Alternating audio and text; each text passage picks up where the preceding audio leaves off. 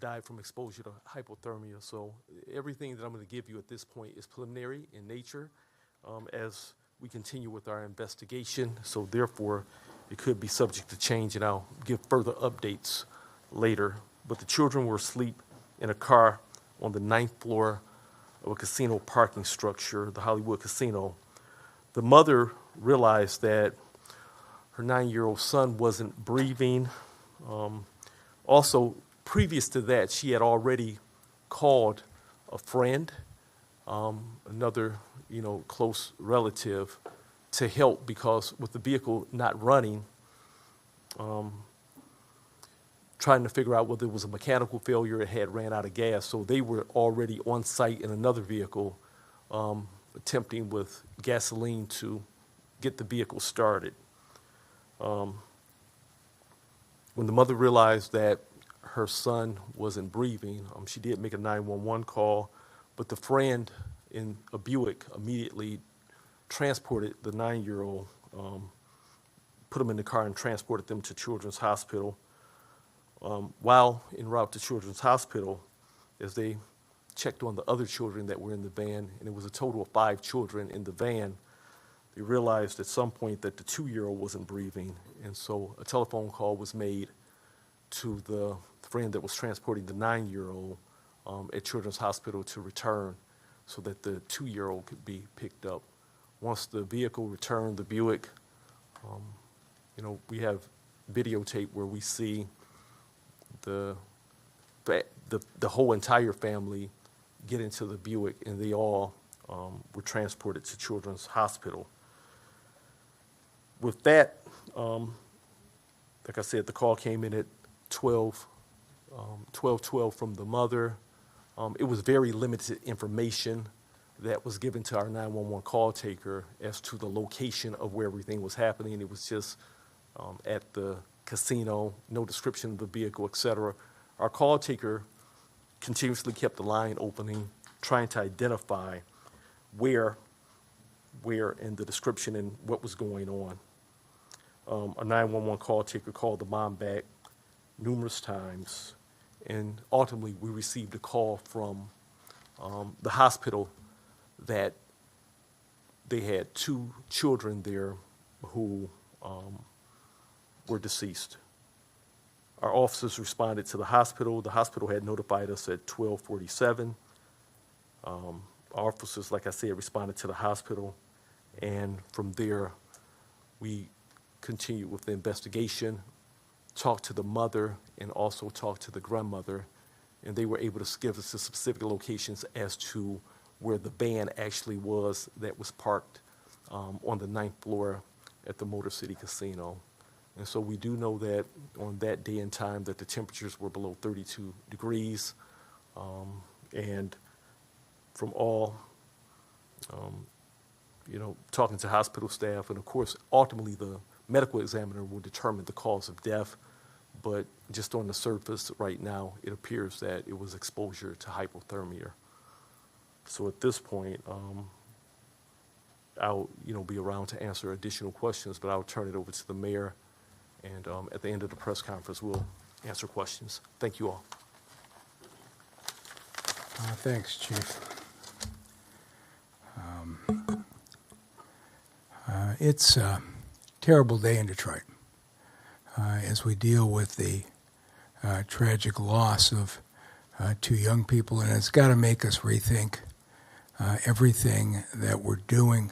The heartbreaking part of this is that there were family shelter beds available just a few miles away from where the family pulled in to that Greektown structure, but brings home the point that having services available doesn't mean very much if the residents who need them don't know how to access them. I meet every 2 weeks with the police chief and all of the command staff to talk about what's going on. And last winter, the commanders were telling me that they were picking up unsheltered individuals in the evening and taking them to shelters and couldn't get them in, which made me very angry because I thought we had contracts that shelters did not turn people away. But we got our housing and redevelopment team together with the Detroit Police Department and dramatically changed things for this winter. We added 400 more shelter beds, going from 900 to 1,300 for this winter. And then we added another 110 drop-in beds. And drop-in beds are really important because while a shelter may be full, the drop-in center will take an individual any time of the evening and never turn anybody away. And 75 of those beds were family beds, exactly the type we needed here. And then we added a third piece. The angels of this city are our homeless outreach workers. What they are doing out in the cold and talking to our individuals about their problems every day is remarkable. But DPD complained that in the evening they did not have the access to the homeless outreach workers. And so this winter we put the outreach workers on 24-hour shifts, continual service, so that any time of the day or night, DPD can immediately reach an outreach worker and place an individual. And all winter long, I have heard great compliments at the way the Detroit police are working with the outreach team. As people in the city know, our officers do not treat the homeless with a criminal response. They almost invariably go out with an outreach worker talking about where they could go. So as we look at what happened here, we know this has been a lot colder winter. And the details I'm going to give you are also preliminary. Chief Bettison is examining the side from the police department, but we're also going to examine everything that happened here from a housing services standpoint. And so we're only 18 hours into this, and what I say may turn out to change as we go. But here's what I am told from the housing department that we do know. That this family reached out to our homeless response team on November 25th. They had reached out earlier in the summer and even back into the previous year, but reached out on November 25th essentially saying they had been living with a family. They were no longer going to be able to keep living with that family and needed a place to go. And in the course of that conversation, there was no resolution reached on where they would go. And one of the things that's important when you call our homeless services folks is that if it's an emergency situation, we send out one of these outreach workers. Because when you're on the telephone, you have people with complicated problems. Sometimes it's hard to figure out exactly what the circumstance is. Is it an emergency? But when a homeless outreach worker goes and lays eyes on the family and sees what's going on, they know exactly what to do. For whatever reason, this wasn't deemed an emergency that caused an outreach worker to visit the family. 3 weeks later, we opened the Family Drop-In Center on December 16th. It was exactly the type of situation we opened it for, and we were opening it to be ahead of the worst temperatures of the winter. At least as far as we've been able to determine so far, the family never called back again for service. And as far as we've been able to tell, our homeless staff never proactively reached out to say, what happened with your situation? Was it resolved? Or to indicate that there might be a room available. And so we have to make sure that we do everything possible to make sure that this doesn't happen again. And I'm not trying to talk about an individual employee. I'm talking about the system as a whole. Are we doing everything to make sure people in this city know how to access this critical care? And so I have asked Malia Howard, our deputy mayor, and Julie Schneider, the head of Housing and Revitalization Department, to come back to me with 2 weeks with plans to review this and address it. One, obviously, is the history of the circumstances on this family. But I want a review of our call center and the housing specialist. I've heard times that people say I called and they asked me a lot of questions about classification and the like, and I came away confused. I want to make sure that when people call, they get very clear options when that phone call is made. And I am asking them to put a policy in place that any time minors are involved experiencing homelessness, that our outreach workers automatically do a site visit. Anytime we've got children in danger of being on the street, I want that outreach worker face to face and identify what the situation is and make sure it is resolved. And finally, I'm asking for a review of our public information process. As you can probably gather, I was up late last night and I went and I looked at the media coverage when we opened the Family Drop-In Center on December 16th. It was remarkable. On all TV stations, all newspapers, all social media, we had extensive coverage that that service was there. But the reality is that somebody living in a car or somebody living on the street isn't getting that information. And I want us to think through how we make sure the people who need it the most know that we are there for them. The people in this city who are working on this are remarkable. You have got churches, you have got nonprofits, you have got warming centers. You have a lot of people in this city willing to step up and help during the winter.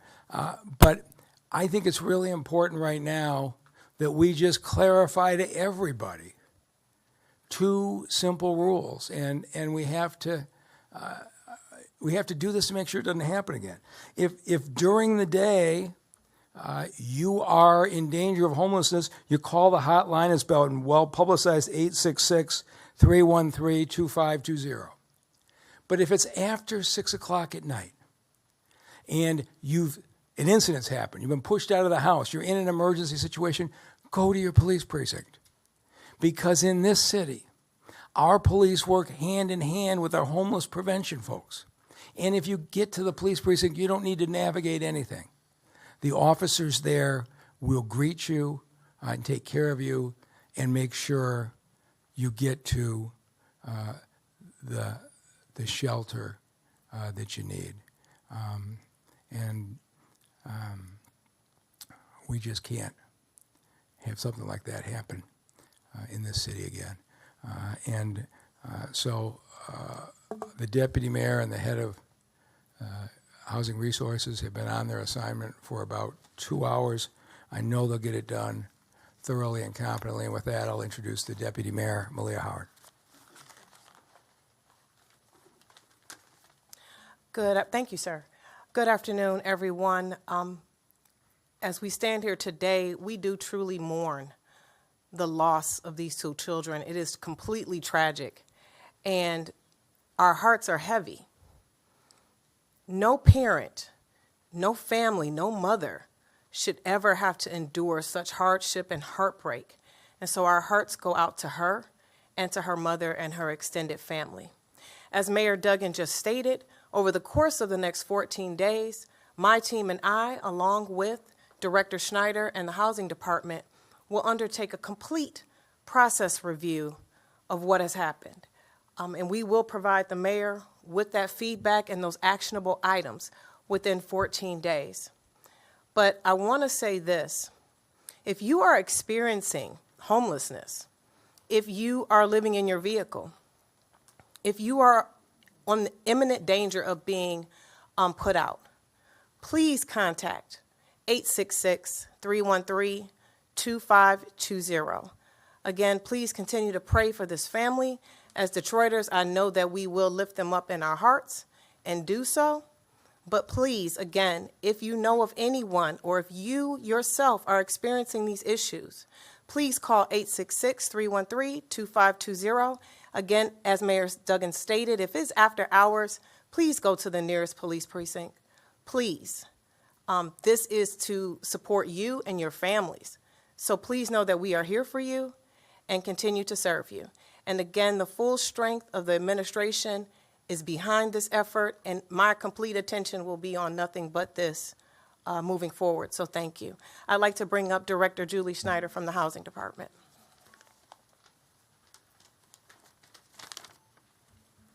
Hello.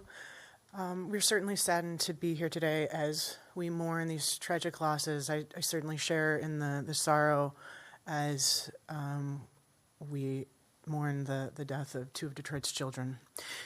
Just 2 weeks ago, I was out with the outreach teams on the east side of Detroit as part of the annual count of unsheltered households. I wanted to go out with our outreach teams. I wanted to see the work that they do every day.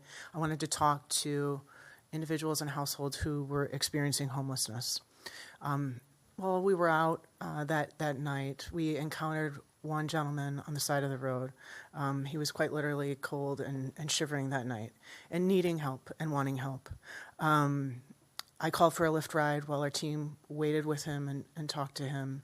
And that Lyft ride took him to one of our drop-in shelters as all of our outreach teams were out that night conducting outreach. As the mayor mentioned, this winter has been colder than previous winters and has been difficult and highlights the need to provide these services. In preparation for this winter and based on residents' need, we brought on an additional 400 shelter beds since December of 2023, and an additional 100 drop-in shelter beds for residents who are sleeping outside or who are in cars. We have expanded the work of those outreach teams like the one that I accompanied. You know, they're out every day, meeting with unsheltered households, working to connect them to services such as shelter, housing, every single day. And that work was expanded to 24/7 since last year. You know, in light of these tragic events, as the mayor and deputy mayor said, I will conduct a review of the service delivery and coordination within the next 14 days. Also within the next 14 days, I'll be reviewing a history of the family as it relates to their calls for services for those experiencing homelessness.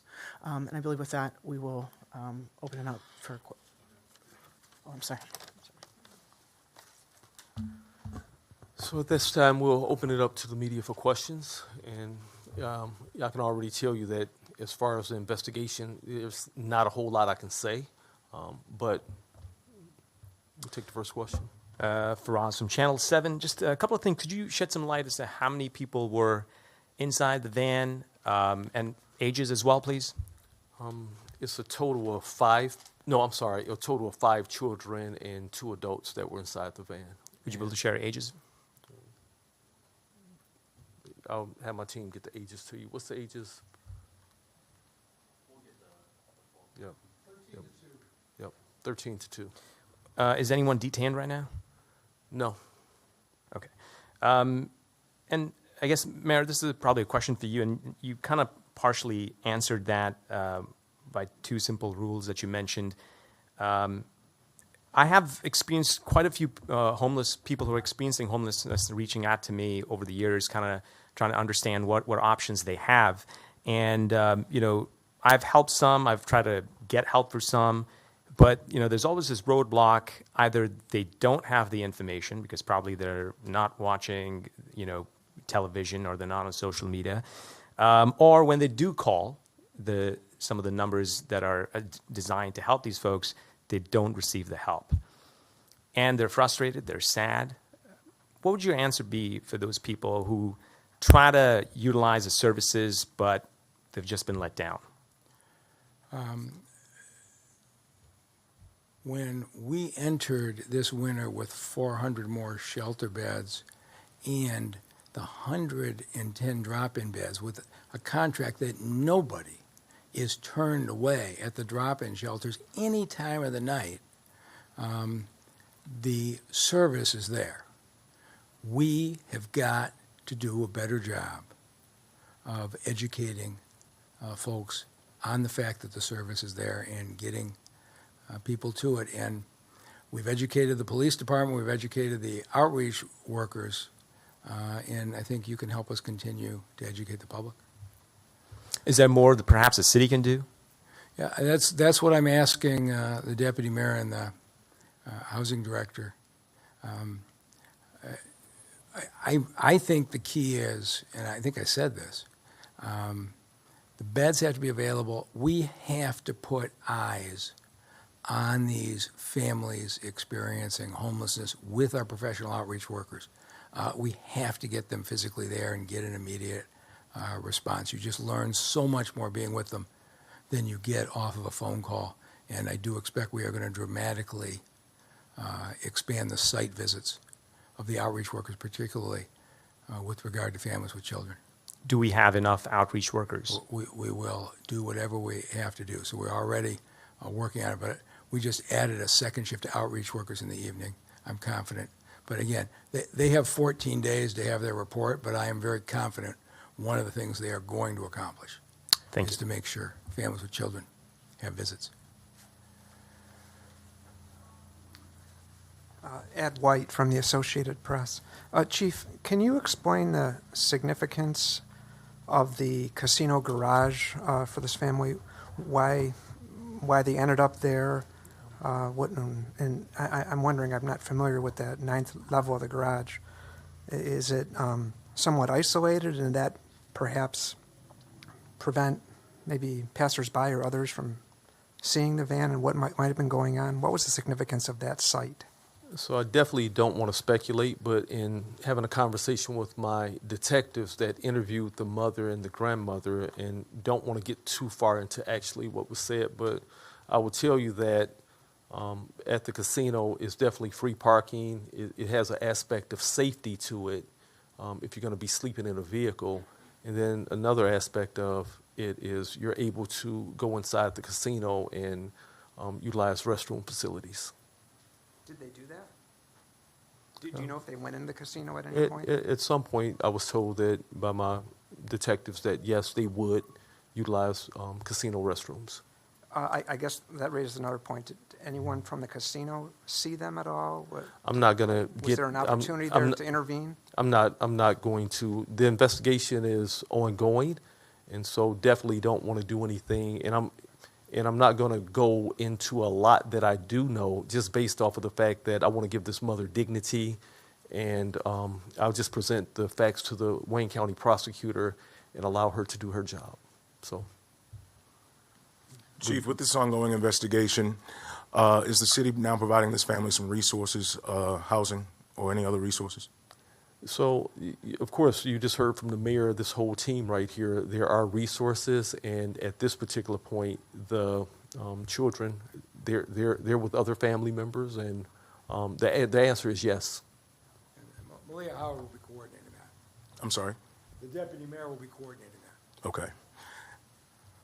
And follow up on his question, do you know how long the family had been seeking shelter at that parking garage? Was yesterday an isolated incident, or had they been seeking shelter there over days?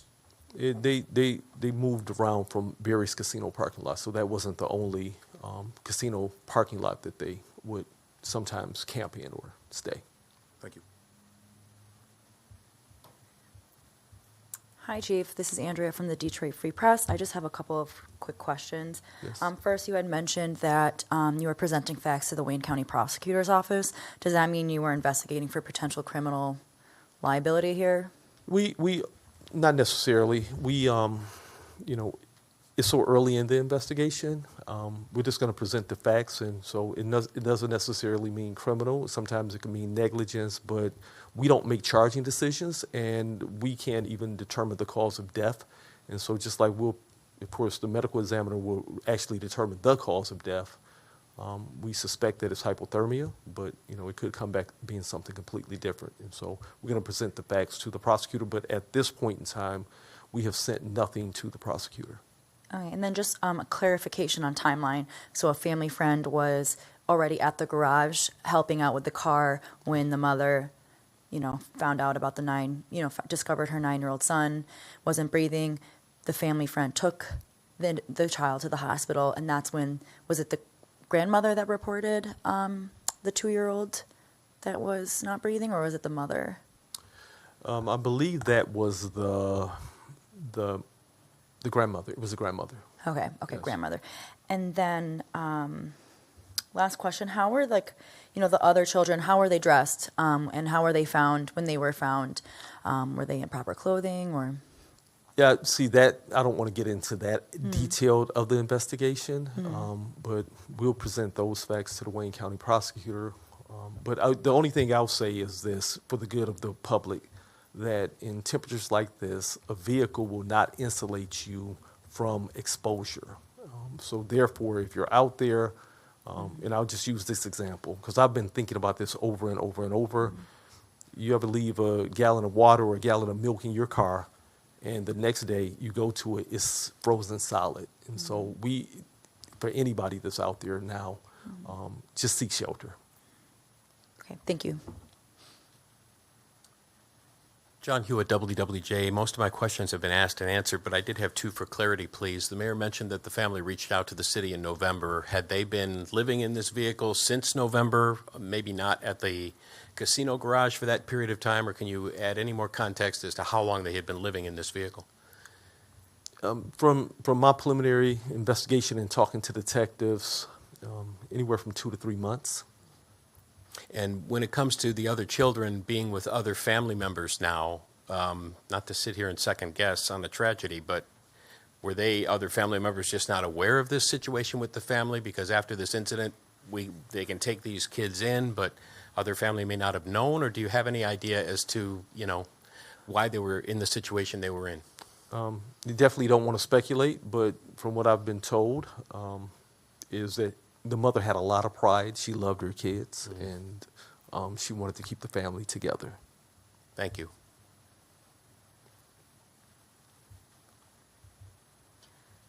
Julia Cardi, Detroit News. Yes. Are you able to say how many times before had this family been to this casino? I don't know that specifically at this point. And for anyone that can answer, would there be any consideration of expanding the hours that the city's homelessness hotline operates to operate it overnight, to just give people that option? We have done that occasionally when it's gotten very cold and we set up additional centers, but the shortest way for somebody in emergency is go to the police precinct. It's just, we probably will extend the hours, but that will not be nearly as effective. If you're experiencing an emergency after hours, go to your police precinct. They will navigate the process and get you to a shelter. And for the other 3 children involved, where are they now? There were some family members. Okay. All right. Thank you. Charlie Langton, Fox 2. Chief, if I could just ask you, tell me if I'm wrong, but were they using their car for heat as well? And then at some point, did they run out of gas? And if that's the case, how long had they had no heat? So they were using their car as shelter, and at some point the vehicle either ran out of gas or had a mechanical failure. We'll later be able to determine that, but during the night the vehicle stopped. It was frigid, and as a result, we're here today. And the first call that was made to any authority was roughly noon-ish or Yes, so? sir. Yes, sir. So we're talking a number of hours that there was no heat in that car? Yes, many hours. So, yes. And Mayor, if I could just, thank you, Chief. If I could just ask you, I'm assuming it's not a viable place to shelter at a casino parking lot. What would you say to the business operators that maybe are providing some safety, but is that the proper way to do that? Yeah, I'm not sure that the casino operators had any idea that this was occurring, but we have the ability to shelter you tonight. Please call the hotline or go to the police precinct. And those, just so I'm clear, If someone is listening to this right now, they are in need of a shelter, they can call the city 24 hours a day and they can get a place to shelter. They can call the city until 6 p.m. at the hotline number. After 6 p.m., go to the police precinct. Thank you. Thank you. All right. Thank you all. Okay.